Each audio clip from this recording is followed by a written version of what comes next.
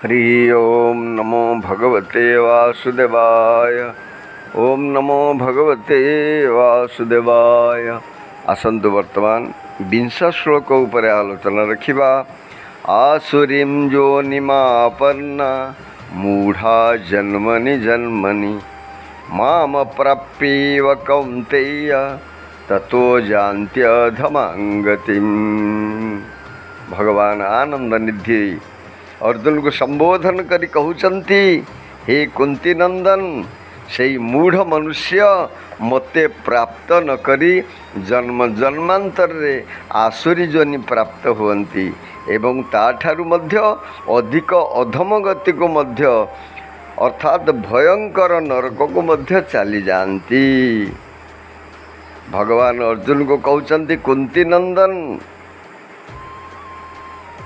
तो कुंती नंदन कहिबार तात्पर्य है कुंती भगवान कर परम भक्त,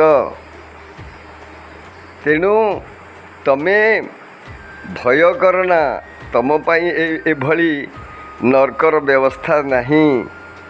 जो माने मूढ़ अर्थात जो माने भगवान को प्रति कौन सी विश्वास ही रखती नहीं। ये सृष्टि रे भगवान अछंती ए कथा से बिल्कुल विश्वास करते नहीं। एभली मनुष्य को भगवान मूढ़ बोली कहिचंती। कारण ये संसार रे आमको मनुष्य शरीर कहीं दिया है केवल भगवत प्राप्ति निमित्त।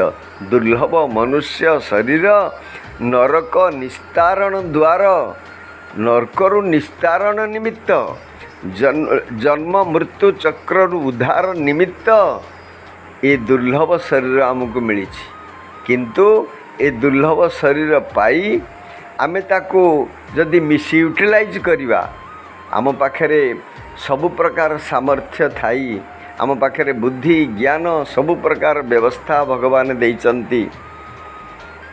माने जोटा कि मनुष्य देहे दिव्य ज्ञान देखी संतोष भगवान। ये दिव्य ज्ञान बल रे आमे दिव्यत्व को उपलब्धि करिवा, आनंदत्व को उपलब्धि करिवा। तेणु आनंदर सागर ठारू आमे आसीचंती एवं आनंद सागर सहित मिसिले ही आमे परमानंद लाभ करिवा। ये होची मनुष्य जीवन रो लक्ष्य। किंतु मूढ़ मनुष्य कौन करिथाए, सेता जन्म जन्मांतर जो सुख मिलवा कथा ताको से निज हाथ रे नष्ट करिथाए। सो परत्र दुख पावई सिर धुनि धुनि पचिताई, काल ही कर्म ही ईश्वर ही मिथ्या दोष लगाई। तो गोस्वामी जी कहउचंती एठी क्यार दोष नहीं। काल ही कर्म ही ईश्वर ही, काल कर्म ईश्वर एमानकर किछि दोष नहीं। प्रत्येक व्यक्ति तार कर्मफल निश्चित से भोग करिव। तेणु ताको अत्यंत अधम गति दिया जाए। आसुरी जोनि तो प्राप्ति हुए, ता संगरे शेषरे विभिन्न नरक मध्य भोग से करिथाए। तो भगवान एभली भावरे स्पष्टीकरण करी अर्जुन को कहउचंती जे जो माने मंदबुद्धि व्यक्ति, मूढ़ बुद्धि व्यक्ति निश्चित भावरे सेमानकर फल भोग करिथांती। अति भयंकर फल से भोग करिथांती, किंतु स्वभाव परिवर्तित हुए नहीं। अर्थात सेमानकर अहंभाव परिवर्तित हुए नहीं। केवल मनुष्य शरीर ही स्वभाव परिवर्तन आउ शुद्ध करिवार सुजोग मिलता है। से सुजोग को से हाथ छड़ा करी निश्चित भावरे तार जीवन को सी नष्ट करिथाए। तेणु श्रीमद् भगवत गीता आमको चेतावनी देइछि। ए श्लोकर वर्णना आर कारण हैला, बहु लोक कहती आमे भागवत पढ़िबा, भागवत भितरे कौन सी खराब कथा ख्रीस्टियान मुस्लिम विधर्मी मान कथा कहवा नहीं, मूढ़ लोक कथा कहवा नहीं। अरे भाई संग्रह त्याग न बिनु पहिचाने। संग्रह आउ त्याग ए दीटा किमिति करिवे। गोटे जगार पकोड़ा बैगण भल बैगण एकाठी अच्छी, आपण पकोड़ा बैगण विषय जाना पड़ो। तेणु जानिले तो भल बैगण ग्रहण करेंगे। जड़े ତଥାକଥିତ ସାଧୁ ଏବେ କହୁଥିଲେ ଭାଗବତ କହିବେ, ଆଡ଼ୁ ସାଡ଼ୁ କାହିଁକି କହିବେ? ତେଣୁ ସେ ଭାଗବତରେ ଜାଣିନାହାନ୍ତି ବେଣୁ ରାଜା ଉପାଖ୍ୟାନ ବର୍ଣ୍ଣନା ହେଇଛି। ଜଣେ ମୂଢ଼ ବଦମାସ ରାଜା ବେଣୁ ରାଜା ଥିଲେ। ତାକୁ ହଜାର ବାର ବୁଝେଇଲା ପରେ ସନ୍ଥମାନେ ମଧ୍ୟ ସେ ଧାର୍ମିକ କାର୍ଯ୍ୟରେ ପ୍ରବୃତ୍ତ ହେଲା ନାହିଁ। ସବୁ ମୂଢ଼ କାମ ଯାକ କଲା, ବଦମାସ କାମ ଯାକ କଲା। ଶେଷରେ ବେଦବାଣରେ ତାକୁ ହତ୍ୟା କଲେ। ଇଏ ଭାଗବତରେ କଥା ଅଛନ୍ତି, କିନ୍ତୁ ତଥାକଥିତ ଭାଗବତ ପଢ଼ିଲା ବାଲା ୟାକୁ ବୁଝନ୍ତି ନାହିଁ। କହନ୍ତି ଆଉ ଇଆଡ଼ୁ ସିଆଡ଼ୁ କହୁଛନ୍ତି, ଭାଗବତ କଥା କହୁନାହାନ୍ତି। ଆରେ ଭାଇ, ଭାଗବତରେ ଏ କଥା ମଧ୍ୟ ବର୍ଣ୍ଣନା ଅଛନ୍ତି। ତେଣୁ ଭଗବାନ ଚେତାବନୀ ଦେବା ପାଇଁ ମନୁଷ୍ୟକୁ ଏଇ ମୂଢ଼ ଯୋନିକି କେମିତି ସେ ନ ଯିବ, ତେଣୁ ପାପାଚାର କେମିତି ନ କରିବ, ଭଗବାନ ଏ ଚେତାବନୀ ଦେଇଛନ୍ତି। ଆଉ ଶ୍ରୀମଦ୍ ଭଗବତ ଗୀତା କେମିତି ତୁମକୁ ମାନେ ପ୍ରତ୍ୟେକ ମଣିଷର ମାର୍ଗ କେମିତି ସୁଗମ କରିବ, ଭଗବତ ପ୍ରାପ୍ତି ନିମିତ୍ତ ସେ କେମିତି ମାନେ ମୋକ୍ଷ ପ୍ରାପ୍ତି ନିମିତ୍ତ କେମିତି ସେ ଆଶାୟୀ ହେବ, ତାର ମାର୍ଗ କେମିତି ଉନ୍ମୁକ୍ତ ହେବ, ଭଗବାନ ଏଠି ସୁନ୍ଦର ବ୍ୟବସ୍ଥା କରିଛନ୍ତି। ଜୟ ଜଗନ୍ନାଥ ସ୍ୱାମୀ କି ଜୟ। ଓମ୍ ନମୋ ଭଗବତେ ବାସୁଦେବାୟ। ଓମ୍ ନମୋ ଭଗବତେ ବାସୁଦେବାୟ। हे देव हे दयित हे भुवनैक बंधो, हे कृष्ण हे चपल हे करुणैक सिंधु, हे नाथ हे रमण हे नयनाभिराम, हा हा कदानुभवितासि पदं दृशो मे। परमात्मा सच्चिदानंद घन विग्रह अनंत कोटि ब्रह्मांड नायक श्रीकृष्ण भगवान कर चरणारविंदरे अनंत कोटि प्रणाम पूर्वक उपस्थित समस्त गीता परिषदर भाई भौणी मान को मोर सादर हरिओम। आज आम 16 अध्यायर 17 श्लोक उपर आलोचना रखा। आत्मसंभावितः स्तब्धा धनमान मदान्वितः, जजन्ते नाम यज्ञेस्ते दंभेन विधिपूर्वकम्। आसुरी संपत्ति संपन्न मनुष्य माने निजकु सबुठु अधिक पूज्य मने करुथिबा, अभिनयी धन मानरे प्रमत्त मनुष्य माने दंभ सहकारे अविधिपूर्वक केवल नामर प्रसिद्धि पाई यज्ञ करती। से माने निजकु सबुठु पूज्य मने करती, माने सबुठारु मु केवल पूज्य, आउ मो भलिया पूज्य आउ जगत रे केही नाहंती।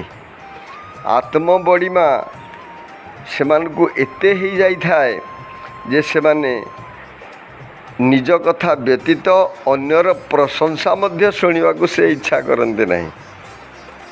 वर्ण आश्रम विद्या बुद्धि पद अधिकार योग्यता इत्यादि सबुतरे मु श्रेष्ठ, एणु समस्ते मो मन मुताबक से माने चलिबा उचित, एभली चिंता करती आसुरी बुद्धि संपन्न व्यक्ति माने।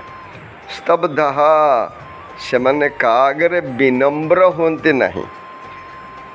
कौन सी संत महात्मा को से प्रणाम करने को मध्य इच्छा करते नहीं। मु तो सबुठु बड़, मु आउ काहाकु प्रणाम करी, जदि बा कौन सी केतेबेले प्रणाम करने को पड़े इमिदी प्रणाम करती। सेतेरे सेई प्रणाम भितरे अहंकार परिस्फुट होउथाए। जड़े भद्रलोक धनी लोक थरे आमको गोटे जगार प्रणाम कले आमको भय लगे, आज्ञा नमस्कार आज्ञा, तामाने इमिदी से माने प्रणाम करती जहाँकि माने तांकर अहंकार स्वतः स्फुट भाव में परिस्फुट होता है। धनमान मदान्विता से माने धन और सम्मानर मद कहले निशारे सर्वदा मत्त होई रहंती। धन दौलत परिवार घर बारी इत्यादिर मदरे विभोर हो जाती। कहा साथी जदि टिके चिन्हा परिचय होईगला सेतिपाई मध्य सेमानक मनरे गर्व हुए। एभली लोके भावती मते तो बड़ बड़ मंत्री भी जानती, प्रधानमंत्री मो सांगे कथा होउचंती धन सम्मान ही सेमानकर एकमात्र आश्रय ए सब को नहीं सेमानकर गर्व बढ़ी जाए छाती फुली उठे से माने एगुड़ी को श्रेष्ठ मने करती जजंते नाम यज्ञेन दंभेन विधिपूर्वकम जदि किछि जाग यज्ञ पूजा अर्चना किछि हुए ताहेले तार मूल कारण से किमिति ना कमेइमे ए इच्छा रे से माने करिथांती मु एते क्विंटाल चाउल सिझेइली मोर एते लोक खाइले आउ देखिल भाई मान देखिल मु जिमिति साजसजा करिछि एते टेंट हाउस हे काम हेइछि विराट टेंट हाउस मु कटकरू बगैछि इमिति काम आउ कोठी केबे हेइथिला तमे देखिछ एभली भावरे से माने